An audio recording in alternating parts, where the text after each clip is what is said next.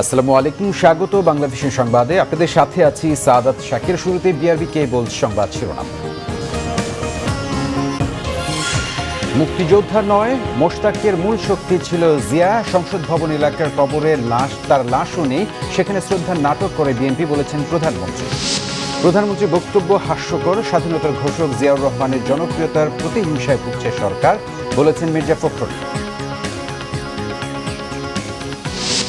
কমছে করোনার ভয়াবহতা। 2 মাসের মধ্যে সর্বনিম্ন 102 জনের মৃত্যু। সন্তুষ্টিতে না ভুগে পরবর্তী ঢেউ মোকাবেলার প্রস্তুতির পরামর্শ বিশেষজ্ঞদের। সিনোফার্মার টিকা নেয়ার পর গাজীপুরে অসুস্থ 1.5 শতাধিক পোশাক শ্রমিক। ডাক্তাররা বলছেন মানসিক সমস্যা। কাবুল বিমানবন্দরের পাশে বিস্ফোরণ, নিহত 11। ইরান স্টাইলে এগুচ্ছে তালেবানরা, সাথে রাখতে চায় কারজাই হেকমতিয়ারকে।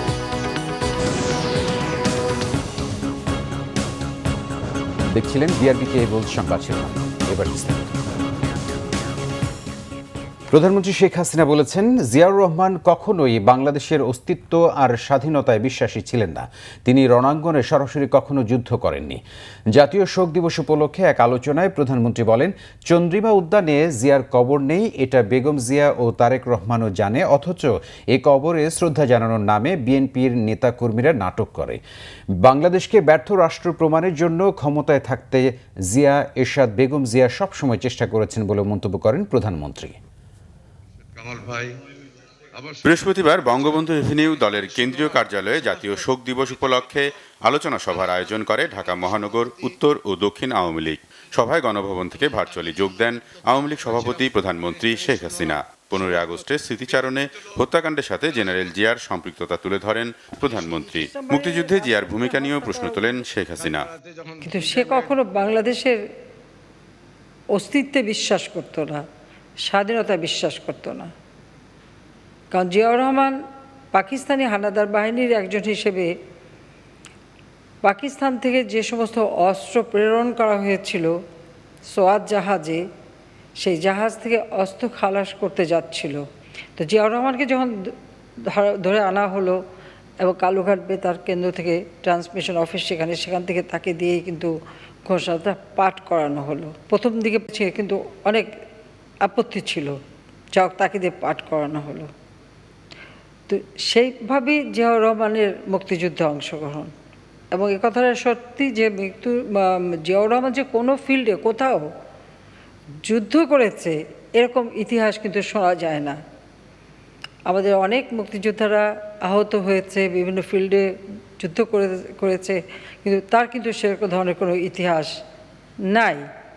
চন্দ্রিমা উদ্যানে জিয়াউর রহমানের কবর নেই বলেও জানান শেখ হাসিনা। ও বলছিল চন্দ্রিমা উদ্যানে জিয়ার কবরে যে মারামারি করলো বিএনপি জানে না যে সেখানে জিয়ার কবর নাই, জিয়া নাই, ওখানে জিয়ার লাশ নাই। তা তো ভালোই জানে, তাহলে আপনার নাটক করে কেন? খালেদা জিয়াও ভালোভাবে জানে। খালেদা জিয়া বা তারেক জিয়া কি বলতে পারবে যে তার বাবার লাশ দেখেছে? গুলি খাওয়া লাশ তো দেখাই যায়। তারা কি দেখেছে কখনো, বা কোনো একটা ছবি দেখেছে? কেউ দেখেনি, কারণ ওখানে কোনো লাশ ছিল না। ওখানে একটা বাক্স আনা হয়েছিল, আর সেখানে ওই বাক্সের ফাঁক থেকে যারা দেখেছে একটু, সেই এরশাদের মুখ থেকেই শোনা কমব্যাট ড্রেস পরা ছিল। জিয়াউর রহমান তখন প্রেসিডেন্ট, তখন তো সে কমব্যাট ড্রেস পরে না। পরিচিতি। আওয়ামী লীগ সভাপতি বলেন, বিএনপি জামাত যে ইতিহাস বিকৃত করেছিল তা আজ সবার সামনে স্পষ্ট। বঙ্গবন্ধুর ভূমিকা আজ বিশ্বে স্বীকৃত। এই মাঠে কয়টা মানুষ আছে, মানুষের পাশে কে আছে, দুঃসময় কে দাঁড়াচ্ছে? আওয়ামী লীগের নেতা কর্মীরাই দাঁড়াচ্ছে। দেশের মানুষের দুঃসময়ে আওয়ামী লীগ সবসময় পাশে ছিল বলেও উল্লেখ করেন প্রধানমন্ত্রী। বাংলাদেশ হবে জাতির পিতা রুকনুজ্জামান, বাংলা ভিশন, ঢাকা। এই স্মরণ সভায়।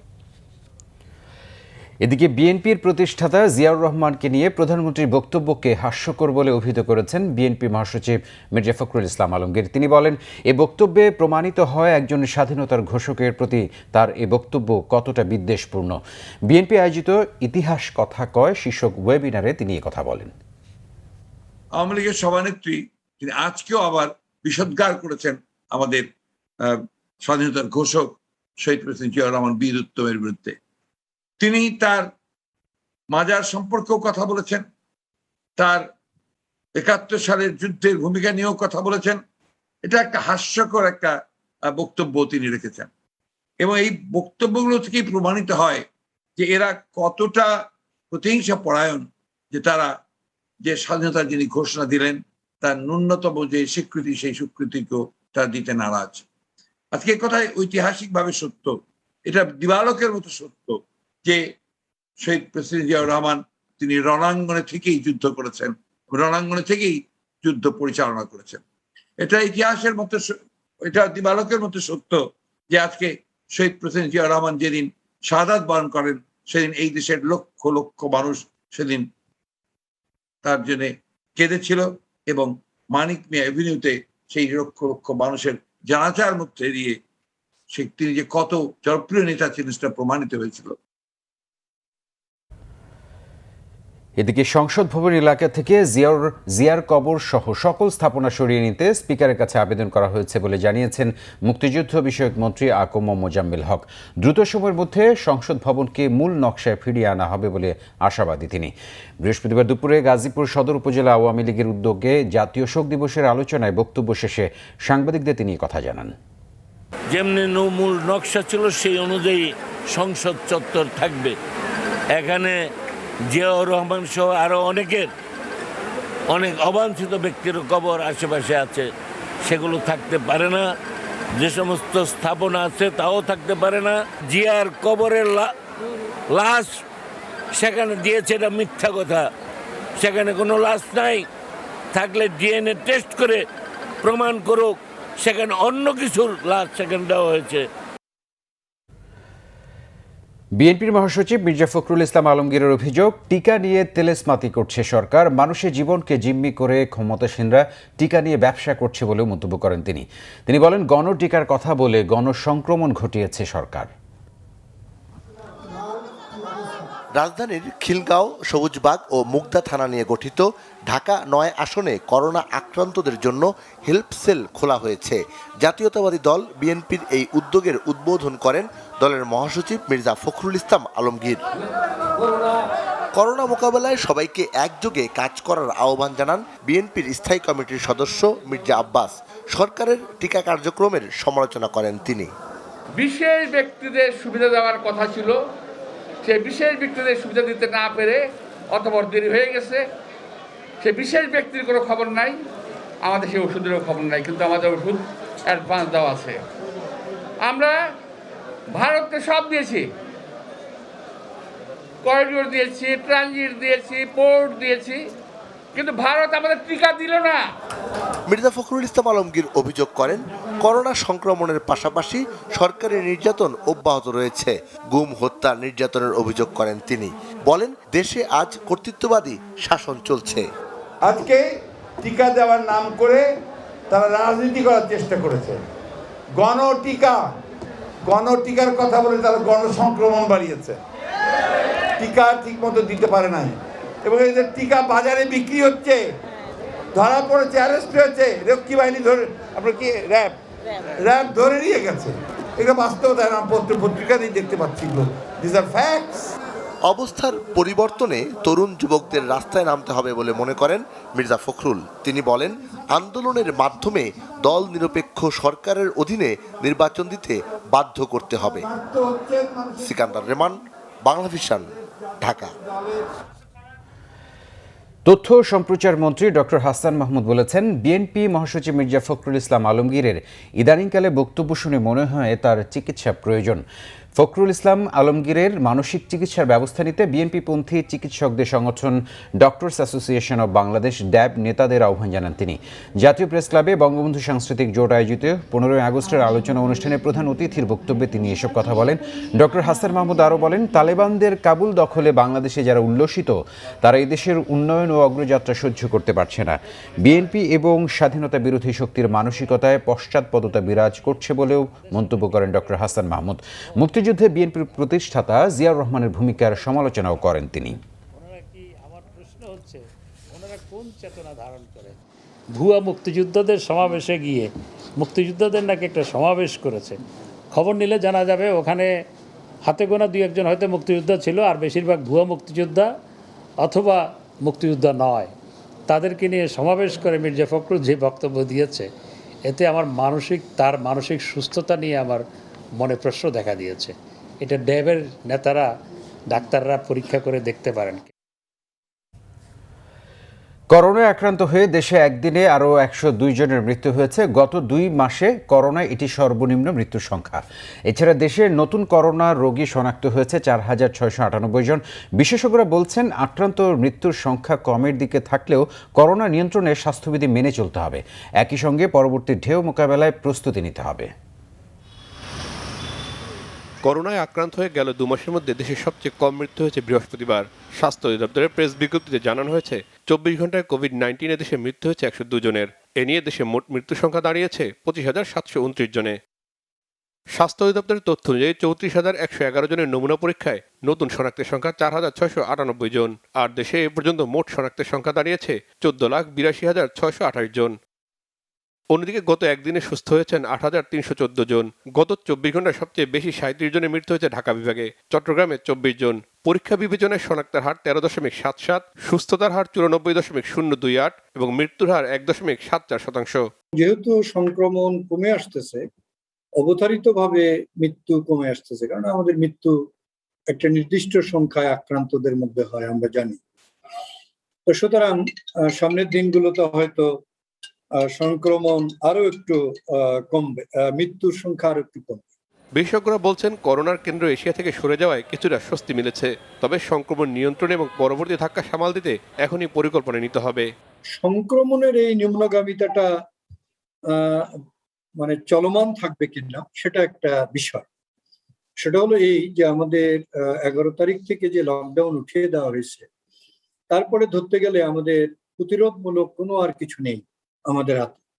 ধরেন আমাদের একদিকে আইসোলেশন, কোয়ারেন্টাইন এগুলো হচ্ছে না, মাস্কও অনেক লোকজন পরে না, এবং আনুষ্ঠানিক সোশ্যাল গ্যাদারিং নিষেধ থাকলেও অনানুষ্ঠানিকভাবে আপনি ধরেই নিতে পারেন প্রচুর সোশ্যাল গ্যাদারিং হচ্ছে। সুতরাং আমাদের নিশ্চিতই একটা শঙ্কা রয়ে গেছে আপাতত এই স্বস্তি সত্ত্বেও, যে আবারও আমরা বৃদ্ধির ধারায় ঢুকি কিনা। পরিকল্পিত উপায়ে টিকা সংগ্রহ প্রদান কার্যক্রম পরিচালনা করার পরামর্শ জনস্বাস্থ্য বিশেষজ্ঞদের। রিশান নাসরুল্লাহ, বাংলা ভিশন, ঢাকা। গাজীপুরের কালিয়াকৈরের মৌচাক এলাকার একটি পোশাক কারখানায় সিনোফার্মা ভ্যাকসিনের দ্বিতীয় ডোজ নেয়ার কিছুক্ষণ পরই অসুস্থ হয়ে পড়ে 150 শতাধিক শ্রমিক। পরে তাদের স্থানীয় বিভিন্ন হাসপাতালে প্রাথমিক চিকিৎসা দেওয়া হয়। এ অবস্থায় কারখানাটি ছুটি ঘোষণা করে কর্তৃপক্ষ। চিকিৎসকরা জানিয়েছেন, এটা এক ধরনের মানসিক সমস্যা, অনেকটা গণহিস্ট্রিয়ার মতো। বৃহস্পতিবার সকাল থেকেই গাজীপুরের মৌচাক এলাকার সাদমা গ্রুপের মৌচাক নিট কম্পোজিট লিমিটেড কারখানার পোশাক শ্রমিকদের সিনোফার্মার দ্বিতীয় ডোজের টিকা দেয়া হয়। এর 5 মিনিট পর থেকেই শ্রমিকদের মধ্যে মাথা ব্যথা আর বমি বমি ভাব দেখা দেয়। এ সময় কর্তৃপক্ষ তাদের চিকিৎসা নিতে স্থানীয় বিভিন্ন হাসপাতালে পাঠায়। করোনা ভাইরাসের টিকা দেয় না, টিকা নেওয়ার পরে এরকম হয়েছে, দ্বিতীয় ডোজ দিছে, এই কারণে মাথা ঘুরে দিছে, বমি এবং মাথা ব্যথা। কোভিড-19 জন্য যে টিকাটি দেওয়া হয়েছে, টিকাটি দেওয়ার পরে অসুস্থ হয়েছে। প্রতিষ্ঠানটির পরিচালক জানান, টিকা দেওয়ার কিছুক্ষণ পর থেকেই শ্রমিকরা অসুস্থ হলে তাদের প্রাথমিক চিকিৎসা দেওয়া হয় এবং একই সাথে কারখানাটি বন্ধ ঘোষণা করা হয়। এটা সেন্সলেস, যদি ওভাবে বলেন সেন্সলেস আসলে বিষয় না, এটা তারা প্রাথমিক চিকিৎসা বলতে তারা একটু অস্বস্তি ফিল করতেছে, একটু মাথা ব্যথা বা একটু ঝিমঝিম এরকম একটু ফিল করছে, তা এই জন্য হয়তো তাদেরকে মনে হচ্ছে যে সেন্সলেস। আসলে ব্যাপারটা আসলে এরকম না। তার কাছ থেকে অনেক সময় দেখা গেছে তারা দুপুরে না খেয়ে চলে আসে। তবে এ বিষয়ে ডাক্তার জানিয়েছেন, এটা এক ধরনের মানসিক সমস্যা, অনেকটা গণহিস্ট্রিয়ার মতো। একজনকে অসুস্থ হতে দেখলে অন্যরাও অসুস্থ হয়ে পড়ে। সাইকোজেনিক ইলনেস বলে এটাকে, একজনের দেখা দেখে আরেকজনের হতে পারে, এটাই ঘটনাটা ঘটেছে। আমাদের জানার মতে কয়েকজন অসুস্থ হয়েছেন এবং তাদেরকে আমরা পপুলার ক্লিনিকে পাঠিয়েছি এবং তাদের কাছ থেকে আমরা জানতে পেরেছি যে 54 জন এখন বর্তমানে ওখানে অ্যাডমিট আছেন এবং তারা সবাই সুস্থ আছেন। Bangla vision news desk. রাজধানীর সরকারি হাসপাতাল, স্বাস্থ্যকেন্দ্র সহ টিকা কেন্দ্রগুলোতে করোনা ভ্যাকসিন নিতে এখনও ভিড় করছে মানুষ। টিকা প্রত্যাশীদের প্রথম ও দ্বিতীয় ডোজ দেওয়া হচ্ছে।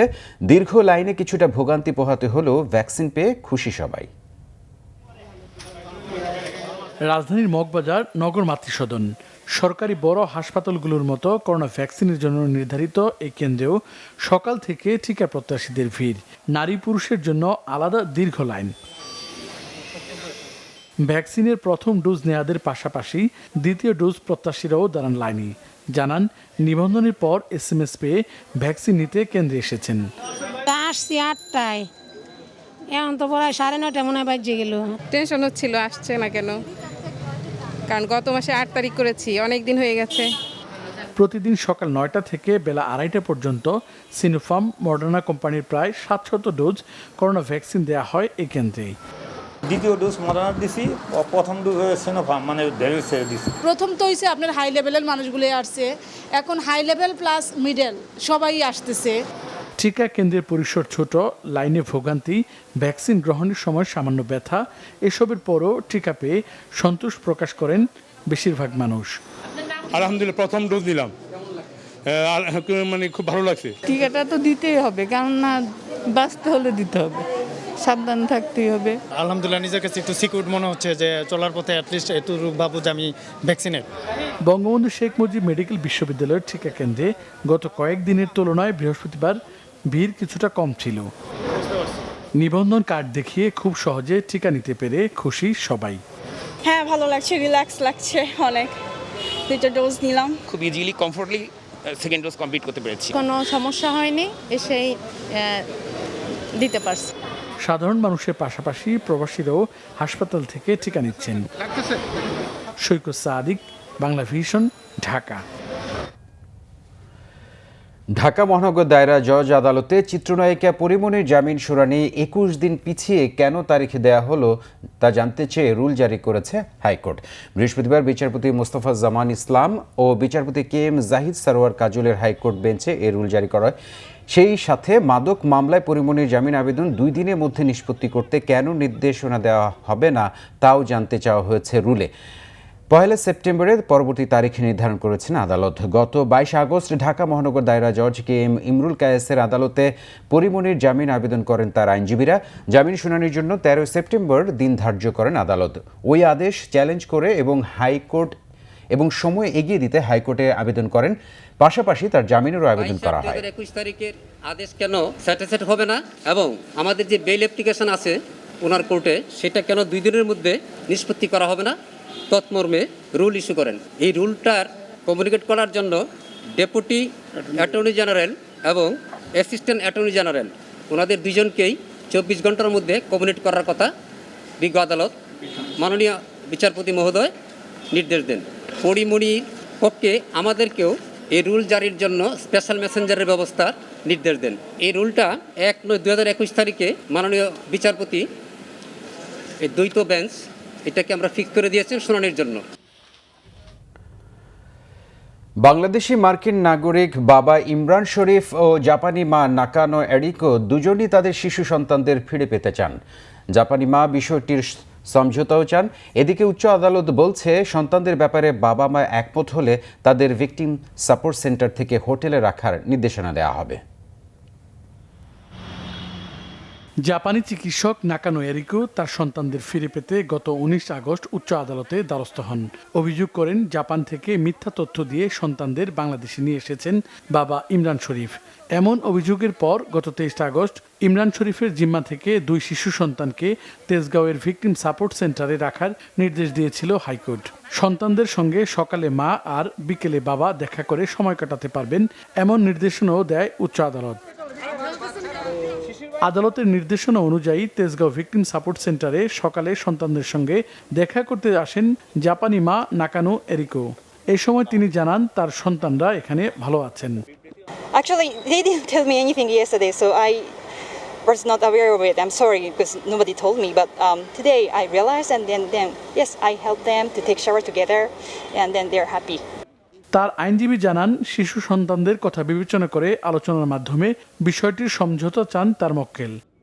ওনারা এখনো হাজব্যান্ড ওয়াইফ আছেন, যদিও এরকম ডিভোর্স দায়ের করেছেন কিন্তু সেই মর্মে এখনো ডিভোর্স কার্যকর হয়নি।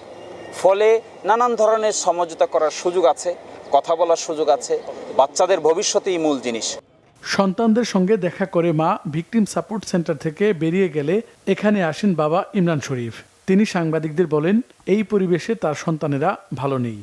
10 বছরের একটা বাচ্চা, 12 বছরের একটা বাচ্চা, 8টার সময় বাবা চলে যায়, সবাই অপরিচিত, একটা বিছনা একলা শুয়ে থাকতে হয়। এরকম রুমও দেখেনি, একটা বড় ডরমিটরির মতো রুম। জায়গাটা ওনারা খুব চেষ্টা করেন পরিষ্কার করে রাখতে, অনেক কিছু করেন ওনারা, সেটা তো ব্যাপার না, ওরা তো ছোট বাচ্চা, কাউকে চিনে না ওরা। তিনি আরও বলেন, জাপানে কেনা অ্যাপার্টমেন্টের মাসিক কিস্তি পরিশোধ নিয়ে তাদের মধ্যে ঝামেলা শুরু হয়। এদিকে উচ্চ আদালত বলছে, বাবা ও মা একমত হলে 2 শিশু সন্তানকে তেজগাঁওয়ের ভিকটিম সাপোর্ট সেন্টার থেকে হোটেলে রাখার নির্দেশনা দেওয়া হবে। সৈকত সাদিক, বাংলা ভিশন, ঢাকা। 2.5 বছরের শিশুকে 2 মাসের জন্য ভারতীয় মা সাদিকা সাঈদের জিম্মায় দিয়েছে হাইকোর্ট।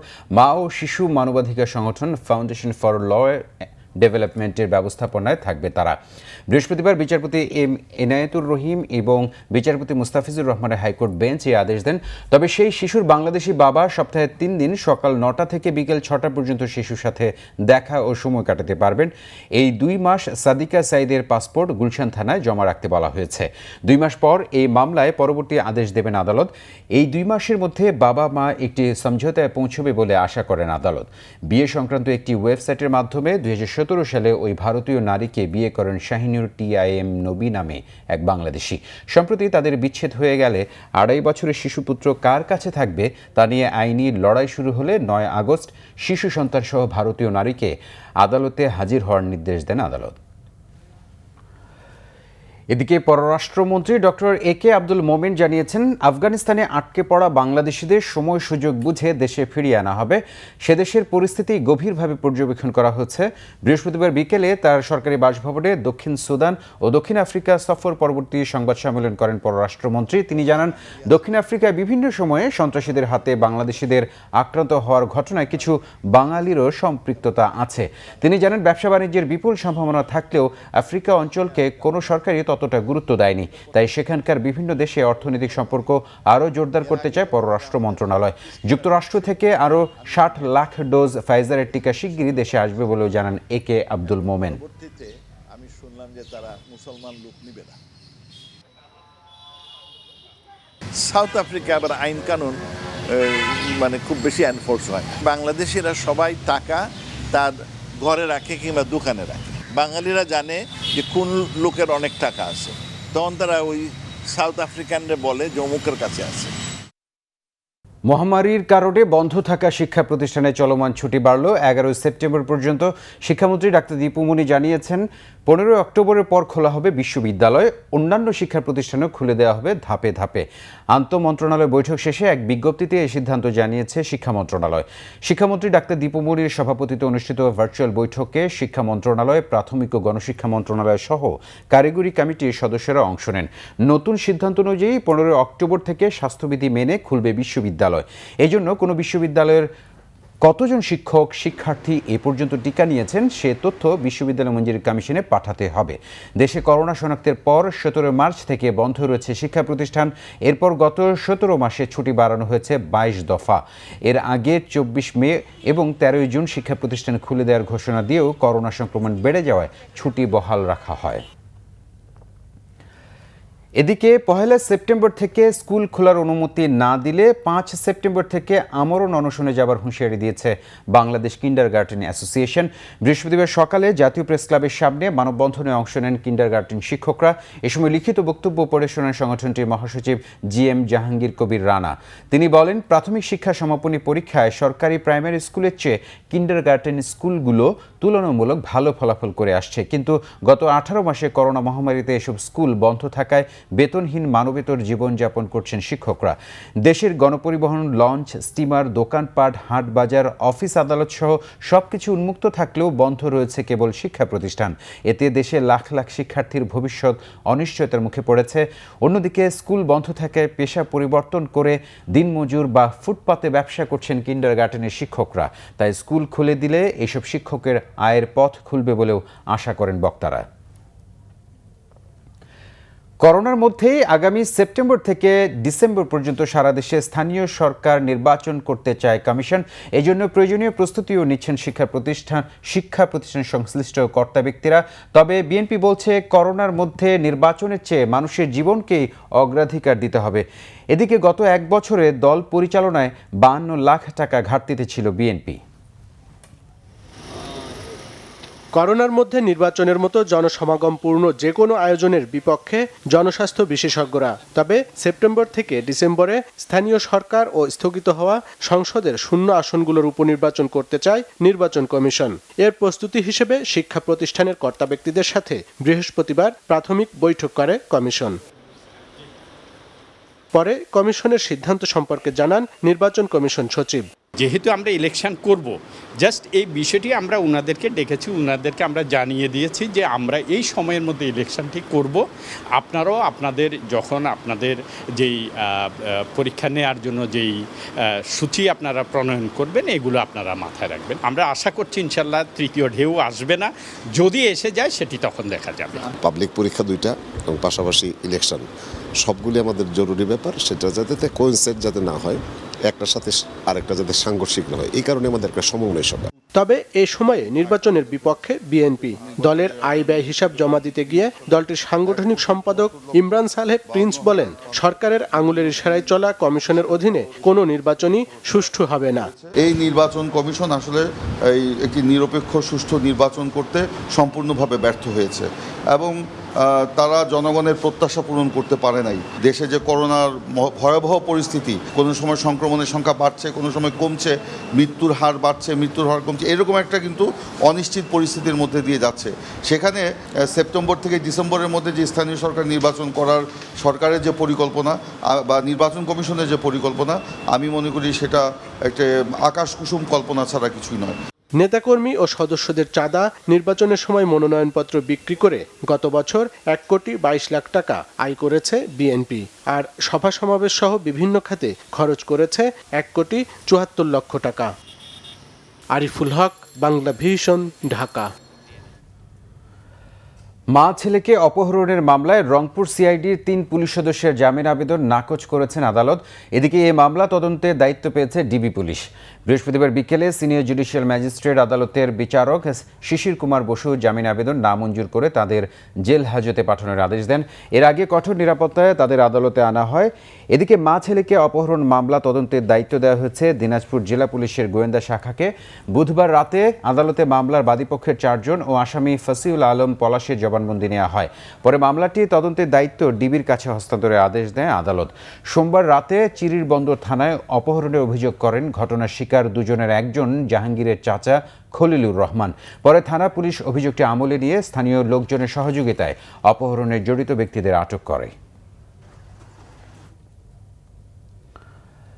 কুমিল্লার দেবিদ্বারে ধর্ষণ চেষ্টার মামলা তুলে না নেয় এক কিশোরী ও তার বাবা মাকে নির্যাতনের অভিযোগ উঠেছে।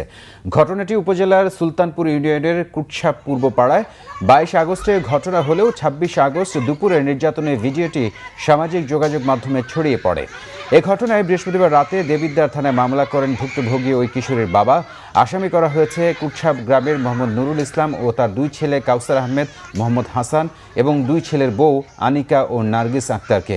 মামলায় বলা হয়েছে 24 মে ওই কিশোরীকে ধর্ষণের চেষ্টা চালায় হাসান। এ ঘটনায় মামলা করেন তার বাবা। প্রভাবশালীদের সহযোগিতায় মামলা তুলে নিতে ওই কিশোরীর পরিবারকে হুমকি দিতে থাকে হাসানের পরিবার। এতেও কাজ না হওয়ায় তাদের উপর নির্যাতন চালানো হয়। এবার দেশের আরও কয়েকটি খবর নিয়ে রয়েছে একটি ডেস্ক রিপোর্ট। বাংলাদেশ সেনাবাহিনী আন্তঃক্লাব শুটিং প্রতিযোগিতা 2021-এর সমাপনী অনুষ্ঠানে বিজয়ীদের মাঝে পুরস্কার বিতরণ করেছেন সেনাবাহিনীর chief of general staff lieutenant general Ataul Hakim Sarwar Hasan. সকালে আর্মি শুটিং রেঞ্জে 46 স্বতন্ত্র পদাতিক ব্রিগেডের ব্যবস্থাপনায় এই অনুষ্ঠান আয়োজিত হয়। এবারের প্রতিযোগিতায় 98 জন প্রতিযোগী 7টি আলাদা ইভেন্টে অংশ নেয়। অনুষ্ঠানে বাংলাদেশ সেনাবাহিনীর chief of general staff lieutenant general Ataul Hakim Sarwar Hasan বলেন, কমনওয়েলথ ও অলিম্পিক গেমসকে সামনে রেখে শুটারদের প্রস্তুত করা হচ্ছে।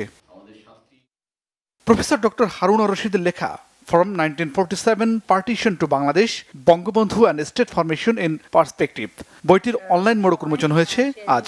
অনুষ্ঠানে গ্রন্থটি নিয়ে আলোচনা করেন বাংলাদেশ ব্যাংকের সাবেক গভর্নর, বিশিষ্ট অর্থনীতিবিদ অধ্যাপক আতিউর রহমান, অধ্যাপক ডক্টর সাব্বির আহমেদ, ডক্টর জালাল আহমেদ ও অধ্যাপক ডক্টর গোবিন্দ আহমেদ। শুভেচ্ছা বক্তব্য রাখেন ইউপিএল এর ব্যবস্থাপনা পরিচালক মাহরুখ মহিউদ্দিন আর সঞ্চালনা করেন সহকারী অধ্যাপক শেহরিন আতাউর খান। আলোচকরা বলেন, বইটিতে লেখক বঙ্গবন্ধুর রাজনৈতিক দর্শন, চিন্তা চেতনার নানা দিক তুলে ধরেছেন। বইটি প্রকাশ করেছে দ্য ইউনিভার্সিটি প্রেস লিমিটেড।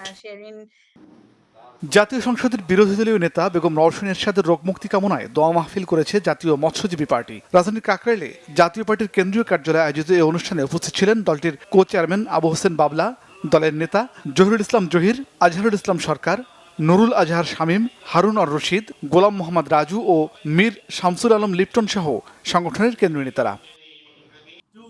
বাংলাদেশে 7 বছর পার করল অনলাইন কেনাকাটার প্ল্যাটফর্ম দারাজ বাংলাদেশ লিমিটেড। এ উপলক্ষে বৃহস্পতিবার দারাজের ফেসবুক পেজে সংবাদ সম্মেলনের আয়োজন করা হয়। এ সময় দারাজের ব্যবস্থাপনা পরিচালক সৈয়দ মুস্তাহিদুল হক বলেন, গত 7 বছর অনেকখানি এগিয়েছেন তারা। এখন 7,500 কর্মী কাজ করছে প্রতিষ্ঠানটিতে। এ সময় দেশের সব জেলায় দারাজ কেনাকাটার নেটওয়ার্ক স্থাপন করেছে। এছাড়া প্রত্যন্ত এলাকায় কাজ করার পরিকল্পনা নিয়ে এগুচ্ছে দারাজ। শোক দিবস উপলক্ষে বিকেলে লালমাটিয়া নিউ কলোনি মাঠে আলোচনা সভা, দোয়া মাহফিল ও গণভোজের আয়োজন করেছে 32 নম্বর ওয়ার্ড আওয়ামী লীগ। এতে বক্তব্য রাখেন ঢাকা মহানগর উত্তর আওয়ামী লীগের সভাপতি শেখ বজলুর রহমান ও সাধারণ সম্পাদক SM মান্নান কোচি। পরে 15 আগস্টে শহীদদের আত্মার মাগফিরাত কামনায় দোয়া অনুষ্ঠিত হয়। করোনায় দুস্থ ও অসহায়দের মাঝে খাবার বিতরণ করা হয়। Bangla vision news desk. সংবাদ শেষ করব বিআরবি কেবল শিরোনামগুলো আরেকবার জানিয়ে নিই। মুক্তিযোদ্ধা নয়, মোশতাকের মূল শক্তি ছিল জিয়া। সংসদ ভবন এলাকার কবরে তার লাশও নেই, সেখানে শ্রদ্ধার নাটক করে বিএনপি, বলেছেন প্রধানমন্ত্রী।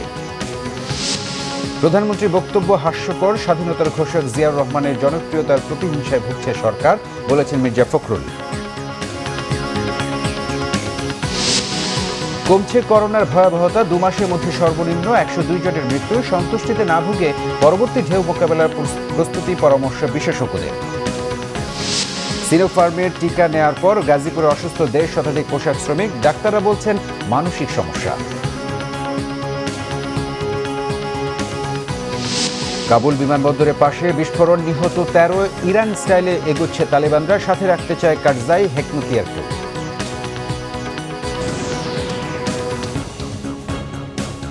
প্রিয় দর্শক, এই ছিল এখনকার মতো। পরের সংবাদ রাত 1টায় দেখার আমন্ত্রণ রইল। এছাড়া বাংলাদেশের সংবাদ ও সংবাদ সংশ্লিষ্ট অনুষ্ঠান দেখতে ভিজিট করুন www.bbnews24.com ও facebook.com/bangladeshinews এবং সাবস্ক্রাইব করুন youtube.com/bangladeshinews। ধন্যবাদ সবাই।